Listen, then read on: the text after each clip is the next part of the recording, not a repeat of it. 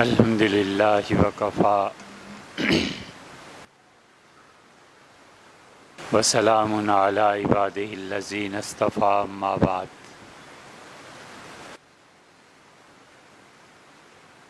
اللہ تعالیٰ نے جن حکمتوں سے حضرت رسالت مآب صلی اللہ علیہ وسلم کو نوازا تھا، ان میں سے ایک بات یہ بھی تھی کہ کسی بھی بڑے موقع پر اور کسی بھی بڑے کام کو کرنے سے پہلے آپ لوگوں کو اس کام کی طرف متوجہ کرتے تھے۔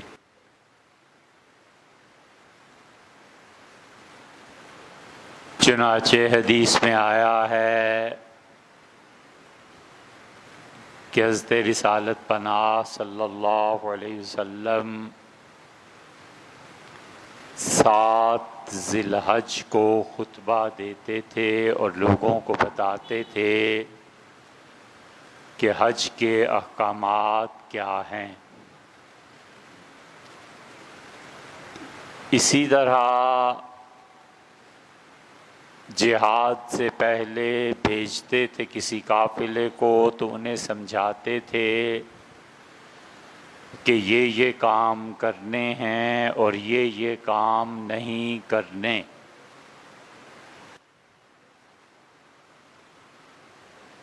اور رمضان کے آنے سے پہلے شعبان میں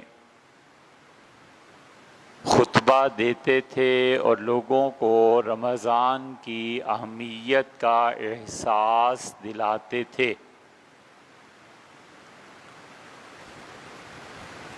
چنانچہ ایک مرتبہ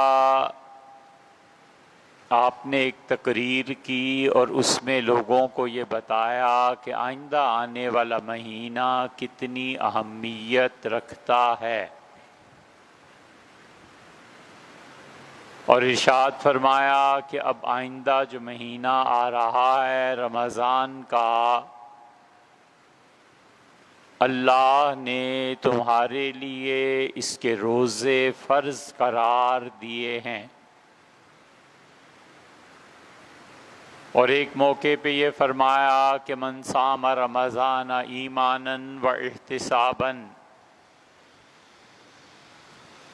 جس نے رمضان کے روزے رکھے ایمان کے ساتھ اور اللہ سے اس توقع پہ کہ اللہ اس کو ثواب دے گا، غفر لہ ما تقدم من ذنبہ، تو اس نے زندگی میں جو پچھلے گناہ کیے اللہ نے ان سے درگزر فرمایا۔ ایک مرتبہ یہ فرمایا کہ من قام رمضان ایمانا و احتسابا، جس شخص نے رمضان میں تراویح کی نماز پڑھی ایمان کے ساتھ اور اس بات کے ساتھ کہ اسے اللہ سے ثواب کی امید تھی، غفر لہ ما تقدم من ذنبہ، تو اللہ نے اس کے پچھلے گناہ درگزر فرمایا۔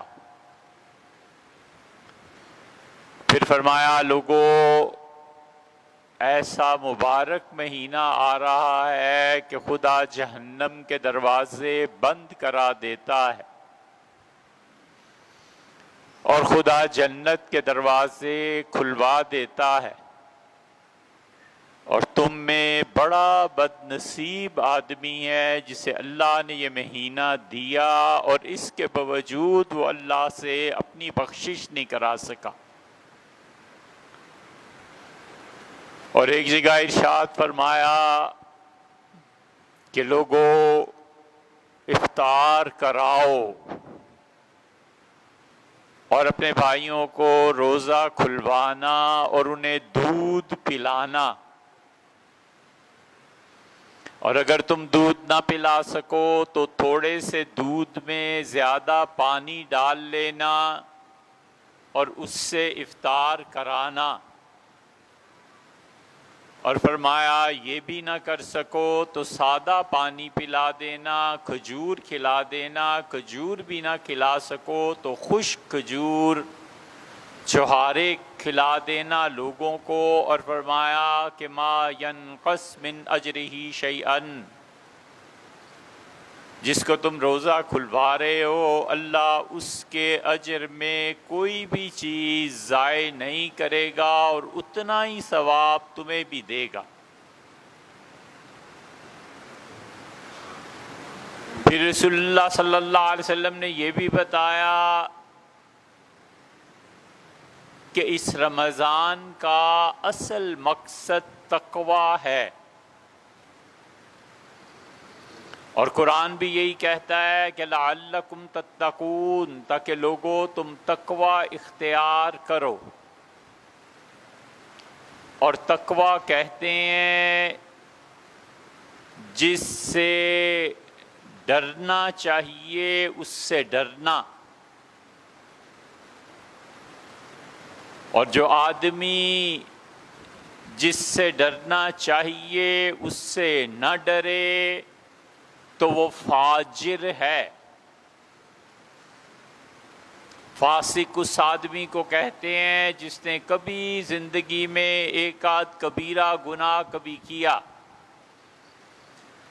پھر کبھی کبیرہ گناہ ہو گیا اور پھر ہو گیا، اور پھر وہ اللہ سے معافی مانگ لے تو پاک ہو گیا۔ اور فاجر آدمی وہ جو مسلسل کبائر پر اصرار کرے، اور اللہ نے فرمایا وَنَفْسٍ وَمَا سَوَّاهَا، اور لوگوں قسم ہے ہمیں انسان کے نفس کی اور اس کے سنوارنے کی، فَأَلْهَمَهَا فُجُورَهَا وَتَقْوَاهَا، اور ہم نے الہام کیا انسانی نفس کو، الہام کیا گیا فسق و فجور کا اور تقویٰ کا۔ سو تقویٰ یہ ہے کہ اس سے ڈرے جس سے ڈرنے کا حق ہے، اور فجور یہ ہے کہ جس سے ڈرنے کا حق ہے اس سے نہ ڈرے۔ اس لیے رمضان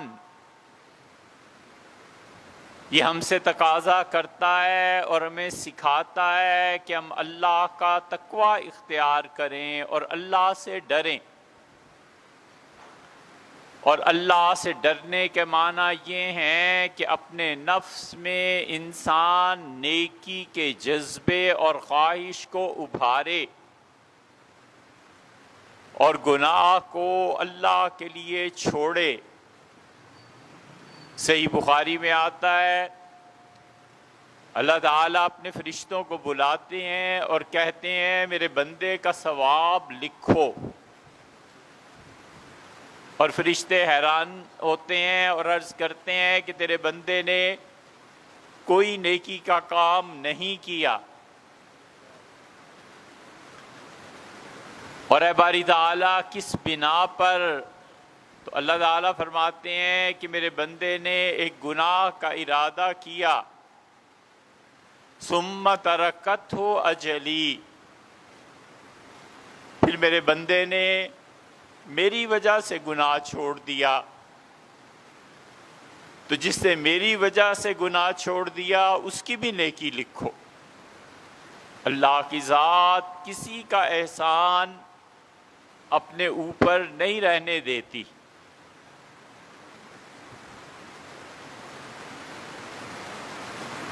ایک بزرگ تھے، اسکول میں پڑھاتے تھے، ماسٹر تھے، اور بالکل وہ وہی نصاب انگریزوں کا پڑھے ہوئے تھے جو لوگ اس زمانے میں پڑھتے تھے۔ یہ قصہ ہے آج سے کوئی 45 سال 40 سال پہلے کا۔ انگلش پڑھاتے تھے اور اللہ نے ان میں یہ وصف رکھا تھا کہ ان کا تعلق بزرگوں سے تھا،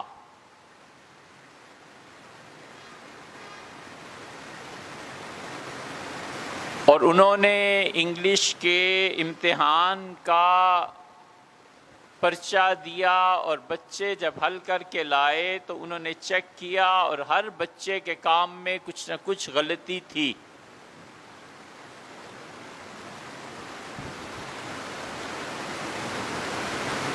کہنے لگے سب لائن میں کھڑے ہو جاؤ اپنی اپنی کاپیاں لے کے، اور ہر ایک کے ہاتھ پہ اتنی چھڑیاں پڑیں گی جتنی غلطیاں کی.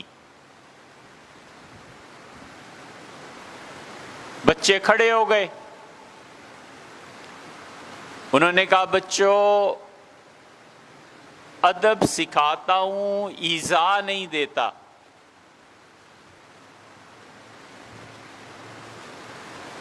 اور سزا دیتا ہوں، تکلیف نہیں دیتا.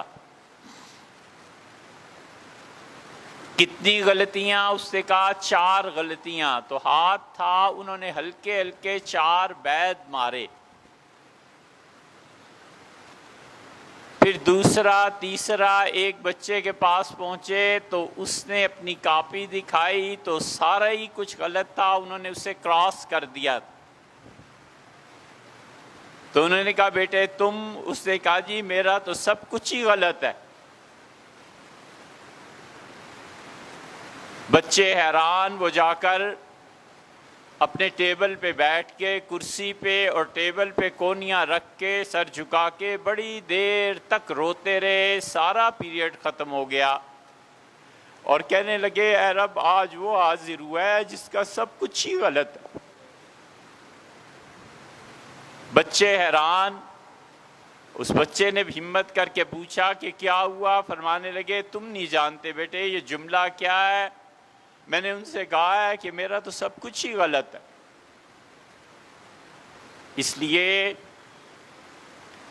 انسان کا نفس اس کو توڑے، نفس کی آوارہ گردی کو ختم کرے،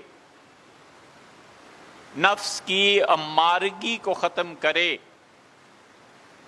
حضرت یوسف علیہ السلام نے فرمایا وما ابرئ نفسی ان النفس لامارۃ بالسوء الا ما رحم ربی.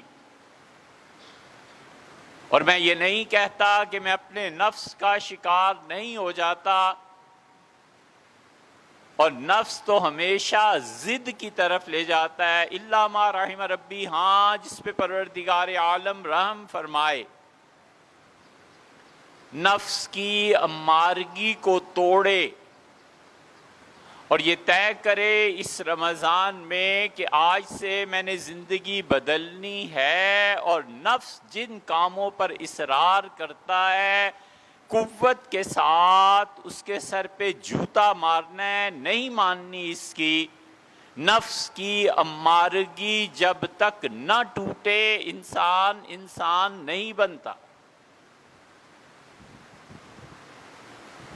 انسان کے جسم سے گندگی کا خروج ہوتا ہے اور پھر وہ بالغ کہلاتا ہے، اور جب خود انسان گندگی سے نکلتا ہے تو اس وقت وہ انسان کہلاتا ہے.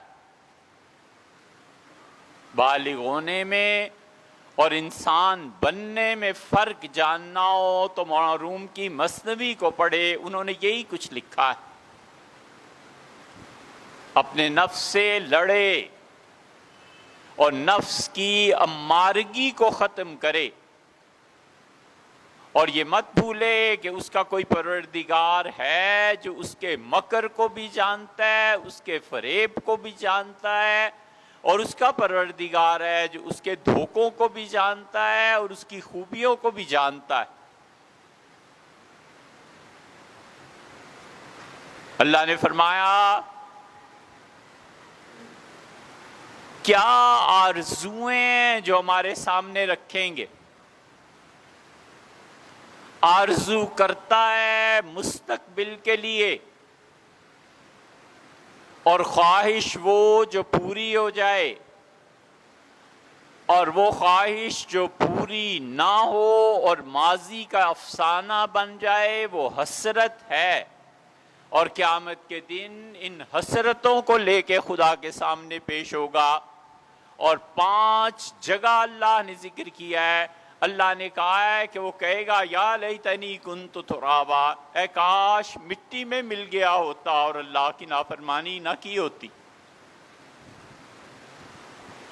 اور اللہ نے فرمایا ہے دوسری جگہ پہ کہ ہم سے کہے گا یا لیتنا نرد، کاش اللہ ہم دوبارہ دنیا میں چلے جائیں۔ وَلَا نُكَذِّبُ بِآيَاتِ رَبِّنَا، اور اے پروردگار جو تو ہمیں سمجھاتا تھا ہم سمجھ کے آ جائیں۔ اور تیسری جگہ فرمایا ہے کہ لَيْتَنِ اتَّخَذْتُ مَعَ الرَّسُولِ سَبِيلًا، ہم سے کہے گا کہ اے میرے رب کاش کہ میں رسول اللہ صلی اللہ علیہ وسلم کی پیروی کرتا۔ یاد رکھو اور یہ جا کے لکھ لو، یہ جا کر لکھ لو دل پہ یا اپنے کمرے میں دیوار پہ لگا لو لکھ کے، کبر کی کوئی شاخ ایسی نہیں ہے جس میں شرک نہ ملا ہوا۔ کبر اور غرور کی ہر شاخ اس میں اللہ کے ساتھ شرک ملا ہوا ہے۔ مفتی اسے مشرک نہیں کہتا اور اس کا جنازہ پڑھتا ہے، مگر جتنی چیزوں میں کبر پایا جاتا ہے ہر کبر میں خدا کے ساتھ شرک۔ اللہ فائنل اتھارٹی ہے، جو چاہے سو کرے، اور یہ اپنے عہدے کی بنیاد پہ کہتا ہے کہ مجھے جانتے ہو میں کون ہوں۔ یہ اللہ کے ساتھ شرک نہیں کر رہا تو کیا کر رہا ہے؟ اللہ کہتا ہے میرے قانون کے مطابق اپنے ملک کو چلاؤ، اور یہ کہتا ہے نہیں میں اپنے قانون کے مطابق چلاؤں گا۔ یہ کروڑوں درجوں میں ایک درجہ شرک کا ہے یا نہیں ہے؟ اللہ کہتا ہے میں اپنے بندوں کو کھلاتا ہوں، اور یہ اپنے نوکروں کو بٹھا کے کہتا ہے، اولاد کو بٹھا کر کہتا ہے کہ میں پتہ چل جائے تمہیں جس دن میں تمہیں تنخواہ نہ لا کے دوں، 1 ارب حصے اس فکرے کے کرو تو 1 درجے کا تو شرک ہے۔ کون جانتا ہے کہ اللہ کس کی وجہ سے کس کو کھلا رہا ہے؟ اس لیے نہ کرے، بالکل نہ کرے، اس غرور اور کبر کے قریب نہ پھٹکے اور مٹائے اپنے آپ کو۔ یہ رمضان میں کرنے کا کام ہے۔ تراویح میں قرآن سننے سے افضل، اور حتیٰ کہ اگر یہ کہوں کہ فرض روزے سے بھی زیادہ ضروری جو چیز ہے وہ اپنے آپ کو کبر سے نکالنا ہے، اپنے آپ کو بڑائی سے نکالنا ہے۔ مارا جائے گا قیامت کے دن، پکڑا جائے گا وہ آدمی جو اپنے آپ کو کسی درجے میں بھی اللہ کا شریک بنائے گا۔ جو یہ سمجھتا ہے کہ برکتیں اس کے وجود سے ہیں، اسے اچھی طرح یاد رکھنا چاہیے کہ اللہ کہتا ہے تبارک الذی بیدہ الملک، برکت والی تو وہ ذات ہے جس کے قبضہ قدرت میں ساری کائنات کی کنجی ہے، ساری کائنات جس کے حکم کے تحت چلتی۔ اگر کوئی شخص یہ سمجھتا ہے کہ میرے پاس علم ہے تو بڑا ہی گمراہ آدمی ہے۔ اللہ کا علم بس ختم ہے اس ذات پاک پہ، اس کے علاوہ جس کو وہ چاہے دے دے۔ فرشتوں نے کہا الا ما علمتنا سبحانک لا علم لنا الا ما علمتنا، اللہ کوئی علم ہمارے پاس نہیں ہے، ہاں مگر وہ جو آپ سکھا دیں بس وہ ہے۔ اس لیے اپنے عہدوں پہ نظر رکھنا، اپنے مال پہ نظر رکھنا، اور اس مال اور عہدے اور عزت کی بنا پر لوگوں کو ذلیل کرنا، یہ کروڑ درجے کا صحیح لیکن پھر بھی شرک ہے۔ اس کائنات میں کبر کی کوئی ایسی قسم نہیں ہے جو اللہ کے ساتھ شرک سے خالی ہو۔ اس لیے متکبر آدمی شرک بھی کرتا ہے، اور متکبر آدمی پھر ایسی احمقانہ حرکتیں کرتا ہے کہ دنیا ہنسے۔ اللہ نے کہا الکبر ردائی، لوگوں بڑا رہنا، بڑا ہونا، اپنے آپ کو بڑا سمجھنا یہ میرا حق ہے۔ فمن نزع منی، جو شخص یہ چاہے گا کہ ہماری چادر اتار دے ہم اسے ننگا کر دیں گے۔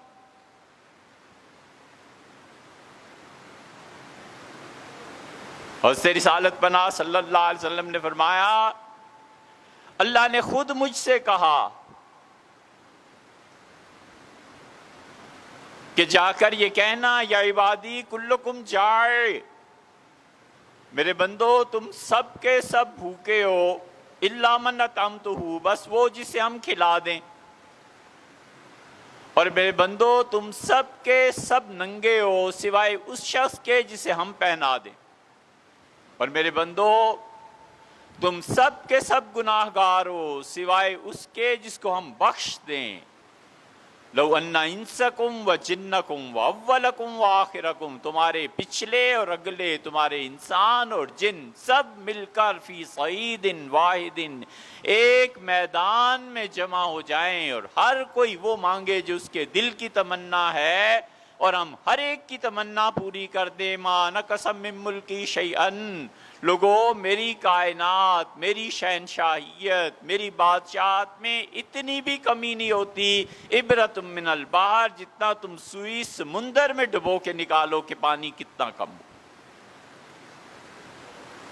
کلکم تعونی، تم سب کے سب میری اطاعت میں زندگی بسر کرو، اور ایک صغیرہ گناہ بھی کائنات میں کوئی نہ کرے۔ میرے بندو میری بادشاہت میں، میری قدرت، میری شہنشاہیت، میری بے نیازی میں کیا اضافہ تم کر لو گے؟ اور تم سب کے سب اتنے گناہ گار ہو جاؤ، افجر قلب رجل، جتنا فرعون جیسا دل گناہ گار تھا، ما نقص من ملکی شیئا، تم میرا کیا بگاڑ لو گے؟ انما ہی اعمالکم، یاد رکھو یہ تمہارے اعمال ہیں جو تم میرے پاس بھیجتے ہو، اچھا بھیجو گے ہم اچھا کریں گے، برا بھیجو گے ہم یا معاف کر دیں گے یا سزا دیں گے۔ اس لیے یہ جو رمضان آ رہا ہے اس میں تقوی اختیار کرے، مٹائے اپنے آپ، اپنی عقل کو، اپنے پیسے کو، اپنے عہدے کو، اپنی بڑائی کو، اور شر کی نسبت اپنی طرف کرے اور خیر کی نسبت اللہ کی طرف کرے کہ جو مجھ سے اچھائی ہو گئی یہ اللہ نے کروا دی، اور جو میں نے غلط کام کر لیا یہ میری اپنا ہی قصور ہے۔ سیدنا عمر رضی اللہ عنہ نے ایسی بات کہی جو زندگی کا ان کی نچوڑ تھی، اور وہی بات ہے جو رہنی چاہیے، کاش کہ یہ بات دل سے نکلے، اور دل سے نہ نکلے تو کم سے کم عمل میں تو رہے۔ کئی بار سنایا ہے، ایک لڑکا داخل ہوا مدینہ منورہ ان کی عیادت کے لیے، اور سیدنا عمر رضی اللہ عنہ سے دیکھ رہے تھے اور اس کی چادر زمین پہ گھسٹ رہی تھی، تو فرمایا میرے بیٹے ارفع ازارک، چادر ذرا سی اوپر کر لے، فإنہ مرضاۃ لربک، اس سے تیرے دین میں فائدہ ہوگا، تیرا پروردگار راضی ہوگا۔ وانقال ثوبک، اور دنیا کا فائدہ یہ ہے کہ کپڑے پاک رہیں گے۔ اس نے کہا امیر المومنین، اللہ نے آپ کے ذریعے اسلام کو عزت دی، پھر آپ اسلام میں آئے تو رسول اللہ صلی اللہ علیہ وسلم دنیا سے تشریف لے گئے، وَكَانَ عَنْكَ رَاضٍ، وہ آپ سے خوش تھے، ثم ابی بکر، پھر ابو بکر نے آپ کو خلافت دی، پھر آپ نے اچھی زندگی گزاری، ہنیئا لک، عمر کو مبارک ہو کہ اب ان دو ہستیوں سے جا کے ملے گا۔ تو انہوں نے روک دیا اور کہا اللہ نے اسلام کو عزت دی یا عمر کو عزت دی اسلام کے ذریعے سے؟ اور پھر کہا رسول اللہ صلی اللہ علیہ وسلم مجھ سے خوش تھے، من نمن ہو، مجھ پہ احسان فرمایا، میری نیاز مندی ہے، مہربانی فرمائی، مجھ سے خوش گئے۔ ابو بکر رضی اللہ عنہ نے مجھے منتخب فرمایا، یہ ان کا احسان ہے۔ اما عمر، اور جو عمر کا پوچھتے ہو تو لا علی ولا علی، عمر چاہتا ہے اللہ نہ تو موت کے بعد یہ حساب کرے کہ اس نے گناہ کیا کیے، اور نہ یہ بتائے کہ نیکیاں کیا کیں، بس پرے پرے ہی جنت میں لے جائے بغیر کوئی حساب و کتاب دیکھے اور کیے. اور پھر فرمایا من حول المطلع، اس وقت ساری زمین سونے کی بنی ہوئی ہوتی نا، میں اللہ کی راہ میں خرچ کر دیتا. یہ جو اب دنیا آگے آ رہی ہے، یہ جو اب اس کا سورج طلوع ہوگا نا، اس رات کا عمر اس سے خائف ہے کہ اب قبر میں جا کر کیا چاند چڑھیں گے اور قبر میں جا کر کیسی صبح ہوگی. یہ وہ چیز ہے جو انسان کو سوچنی چاہیے اور اپنے پہ غور کرنا چاہیے. شروع کرے اور اپنے غصے پر قابو پائے. سن 17 کا رمضان ہے اور اللہ زندگی دے اور سن 30 کا رمضان، 13 سال میں اپنے غصے پہ قابو پا جائے. سمجھو انسان بنا اور کچھ کام کیا. 13 سال تک کوئی آدمی اپنے غصے پہ عمل نہ کرے، پھر شاید جا کر وہ عذاب سے بچے.